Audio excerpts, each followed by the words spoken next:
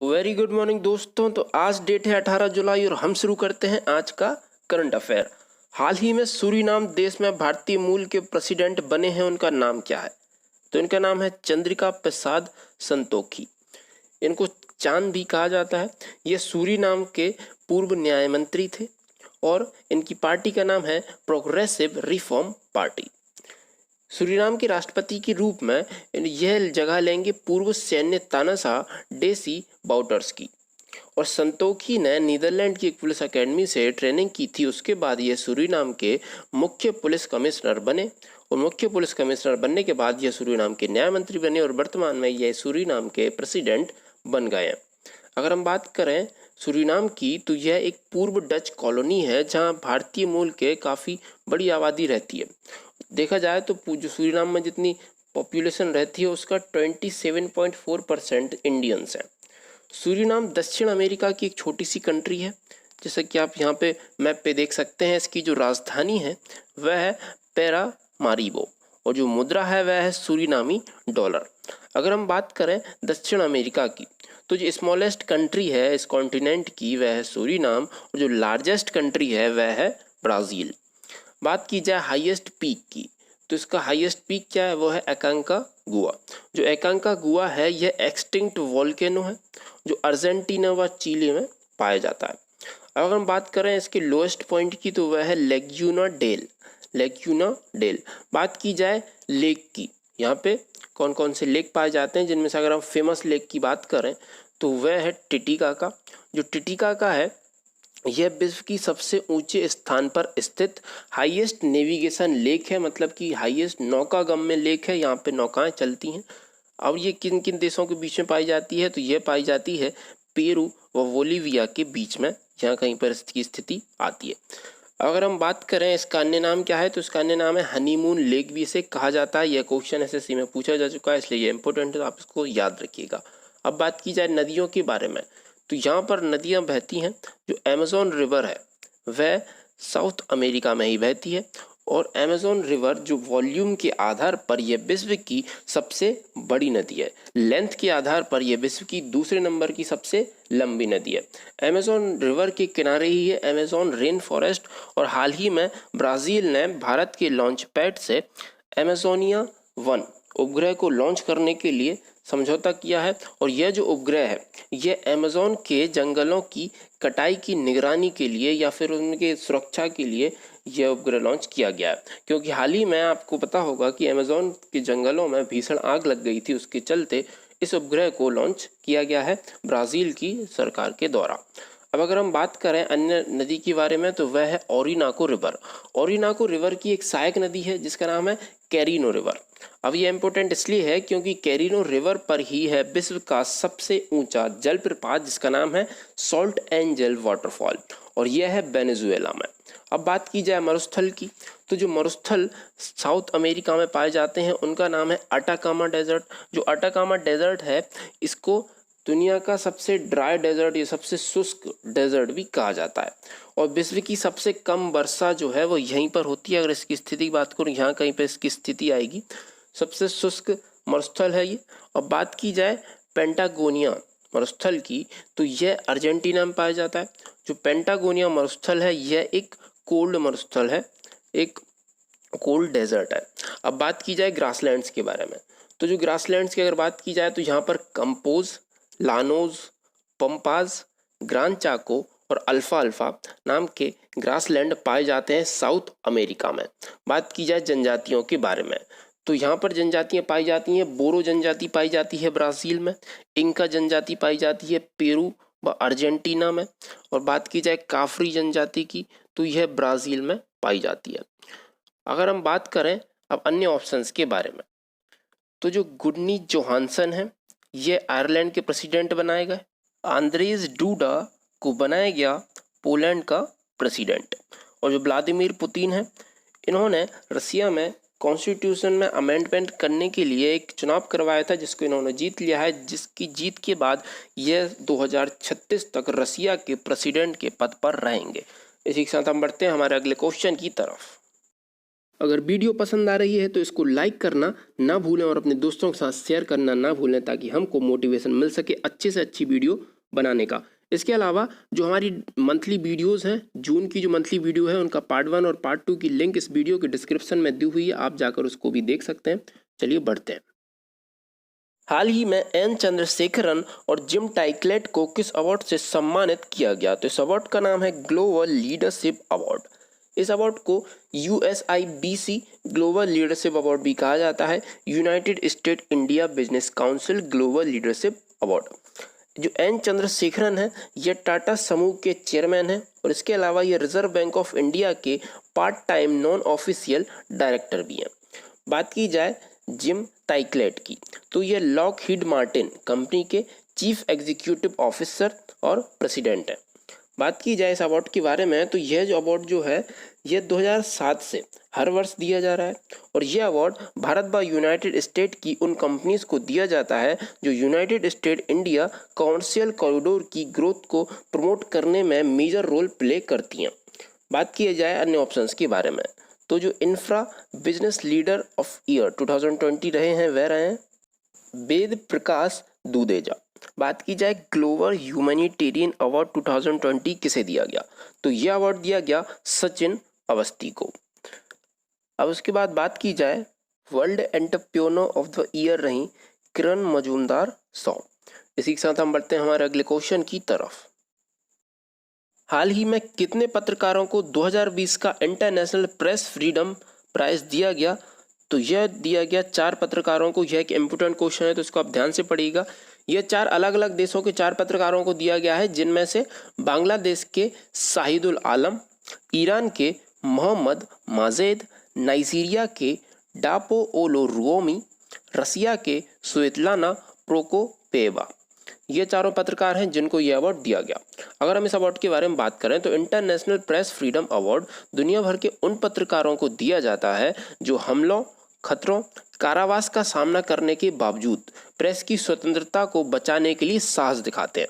अगर हम बात करें इस अवार्ड के इतिहास के बारे में, तो सर्वप्रथम ये 1991 में दिया गया था और ये अवार्ड दिया जाता है committee to protect journalism CPJ के द्वारा। इसका हेडक्वार्टर है न्यूयॉर्क में। वर्तमान में इसके कार्यकारी निदेशक हैं जोएल साइमन और यह जो अवार्ड है ये नवंबर 2020 में इन चारों पत्रकारों को दिया जाएगा। अगर हम बात करें वर्ल्ड प्रेस फ्रीडम डे, यह कब मनाया गया था, तो यह मनाया गया था 3 मई को। इसकी थीम थी जर्नलिज्म विदाउट फियर और फेवर। अब बात की जाए वर्ल्ड प्रेस फ्रीडम इंडेक्स में भारत की क्या रैंकिंग रही, तो भारत की रैंकिंग रही 142 और इसमें फर्स्ट प्लेस पर रहा नॉर्वे। ठीक है, बात की जाए यह जो इंडेक्स है इसको जारी कौन करता है, तो इस इंडेक्स को जारी किया जाता है रिपोर्टर्स विदाउट बॉर्डर के द्वारा, तो इनको भी आप याद रखिएगा। इसी के साथ हम बढ़ते हैं हमारे अगले क्वेश्चन की तरफ। अरुणाचल प्रदेश के मुख्यमंत्री द्वारा the Tangams and ethnolinguistic study of critical endangered group of Arunachal Pradesh पुस्तक का विमोचन किया गया। यह किस जनजाति पर लिखी गई, तो यह पुस्तक लिखी गई टंगम्स पर। यह जो जनजाति है यह अरुणाचल प्रदेश की आदि जनजाति जाति भाषाएं समूह में से एक है। वर्तमान में इनकी कुल आबादी बची है सिर्फ 253 और जो केवल एक छोटे से गांव में निवास करती है। इसके अलावा अरुणाचल प्रदेश की एक और फेमस जनजाति है जिसका नाम है मिसमी, तो इनको भी आप याद रखिएगा। अगर हम बात करें इस बुक के बारे में, तो यह बुक अरुणाचल प्रदेश की विलुप्त होती समुदाय की भाषा टंगम्स पर आधारित है, जो अरुणाचल प्रदेश के ऊपरी सियांग जिले के कोगिंग गांव में रहते हैं। और यह जो बुक है इस बुक को नई दिल्ली के लुप्त प्राय भाषा के केंद्र राजीव गांधी विश्वविद्यालय और हिमालय पब्लिशर्स द्वारा प्रकाशित किया गया है। अगर हम बात कर रहे हैं ऑप्शंस के बारे में, तो जो भील है यह जनजाति पाई जाती है मध्य प्रदेश में, राजस्थान में एवं गुजरात के कुछ इलाकों में भी यह पाई जाती है। भीलों द्वारा भगोरिया मेला का आयोजन किया जाता है और यह जो मेला है यह 20 स्थानों पर आयोजित किया जाता है होली के समय पर। यह 7 दिनों तक चलता है। अगर हम बात करें सोनोवाल की, तो यह जो जनजाति है यह असम के मांजुली द्वीप पर पाई जाती है और जो असम का मांजुली द्वीप है यह भारत का पहला और दुनिया का सबसे बड़ा नदी द्वीप है जो है ब्रह्मपुत्र नदी पर, इनको आप याद रखिएगा।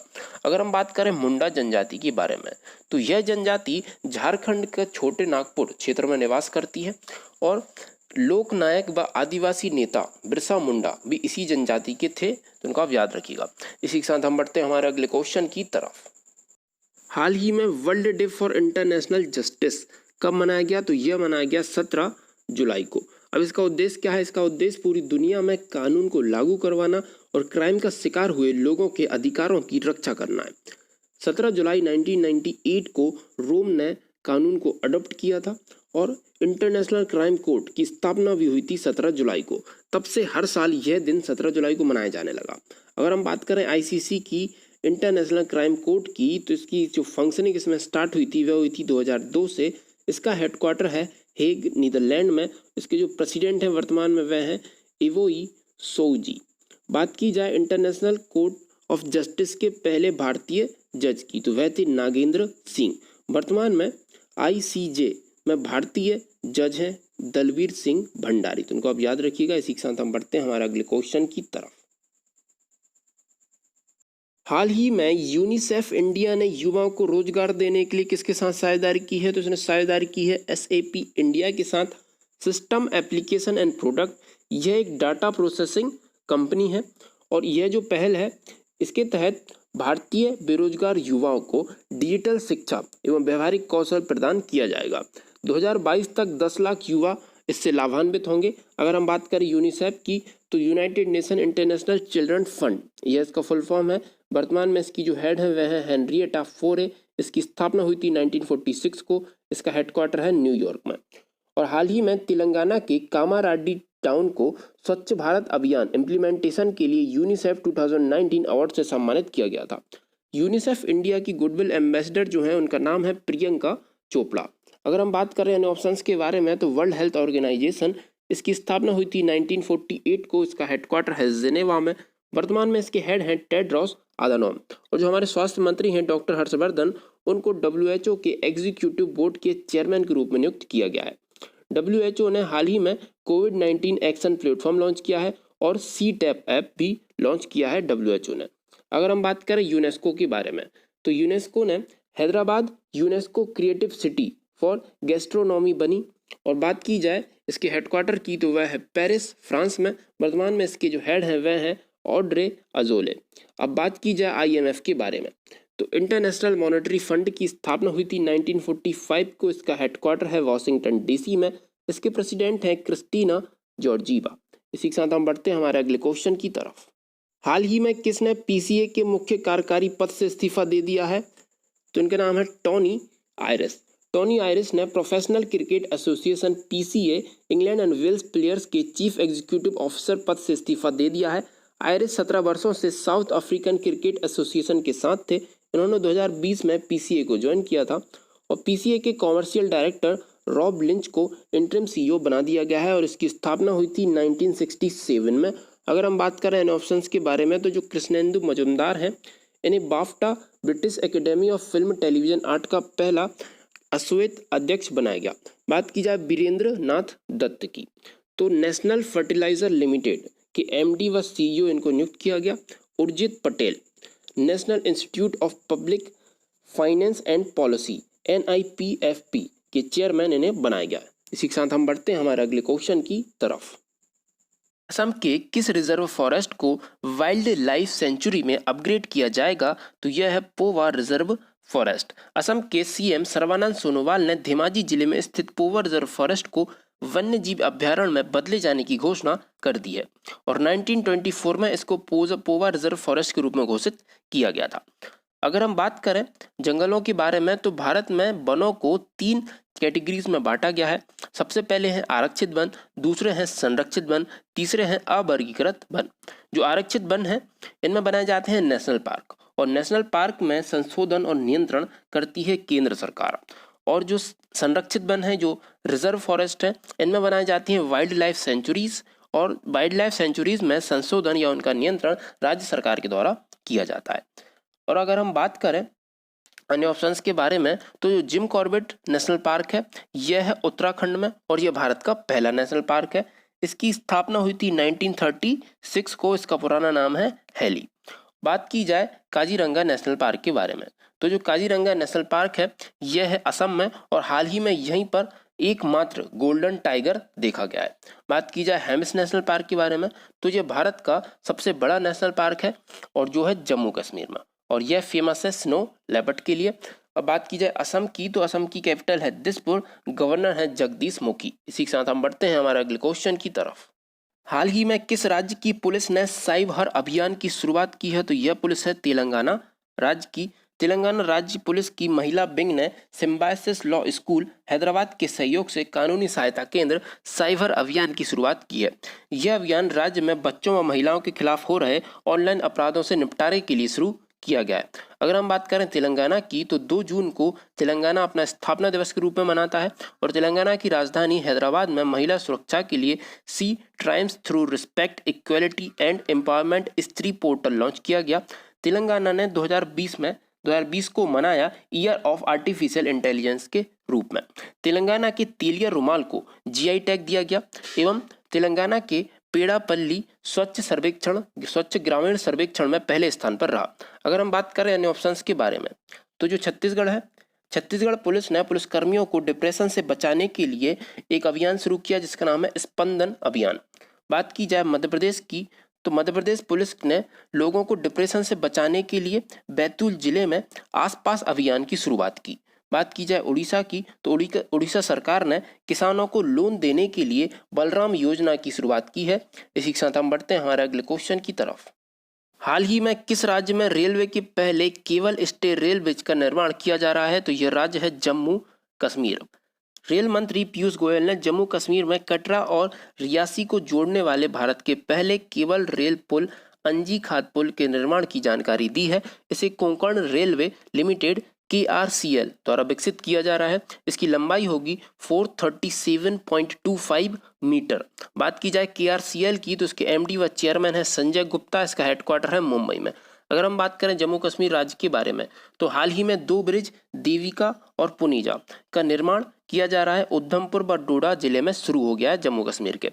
अगर हम बात करें जावेद इकबाल बानी की तो इनको जम्मू कश्मीर हाई कोर्ट के जज के रूप में नियुक्त किया गया है। और राज्यपाल जो हैं गिरीश चंद्र मुर्मू, इनके द्वारा एक salary tracker mobile app launch किया गया था जिसका नाम है मेरा वेतन।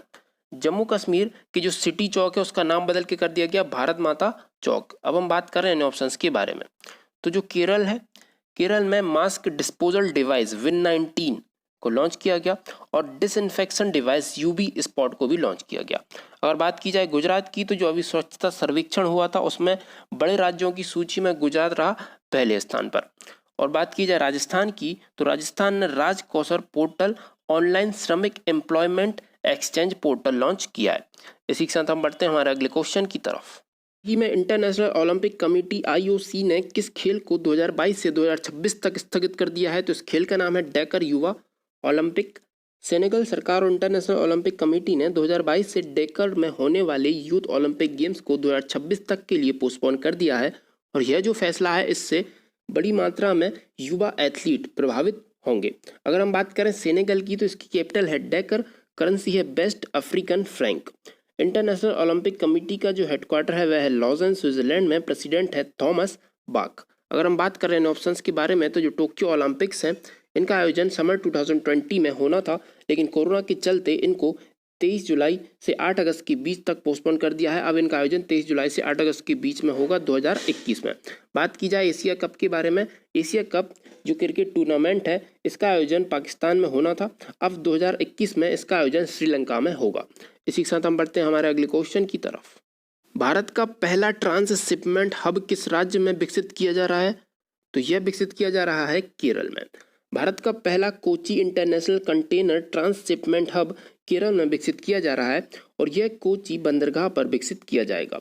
ट्रांसशिपमेंट हब एक टर्मिनल होता है जिस पर कोई कंटेनर टेम्पररीली रखा जा सकता है। अगर हम बात करें केरल की तो केरल में हाल ही में कोरोना से बचने के लिए ब्रेक द चेन कैंपेन की शुरुआत की गई। RC रेखा केरल की पहली महिला DGP बनी और इंडिया का पहला स्पेस टेक पार्क भी खोला जाएगा केरल में ही और इंडिया का पहला international women's trade centre Kozhikode Kerala में खुलेगा। और केरल LGBT कम्युनिटी के लिए स्टेट लेवल की अदालतें भी बनाएगा। अगर हम बात करें इन ऑप्शंस के बारे में तो जो उड़ीसा है, उड़ीसा ने वंदे उत्कल जननी को राज्यगान का दर्जा दिया है और छात्रों के छात्रावासों के लिए ISO प्रमाण पत्र प्राप्त करने वाला यह पहला राज्य बन गया है। अगर हम बात करें तमिलनाडु के बारे में तो तमिलनाडु की एम नेत्रा को UNADAP goodwill ambassador for the poor बनाया गया। बात की जाए कर्नाटक की तो कर्नाटक ने कोरोना वॉच ऐप को लॉन्च किया है और इसरो अपना पहला human space flight centre Karnataka में बनाएगा। इसी के साथ हमारी ये वीडियो यहीं पे समाप्त करते हैं। अगर आपको हमारी ये वीडियो पसंद आई है तो इसको ज़्यादा से ज़्यादा लाइक कीजिए, अपने दोस्तों के साथ शेयर कीजिए। कल फिर मिलेंगे दोस्तों, जय हिंद।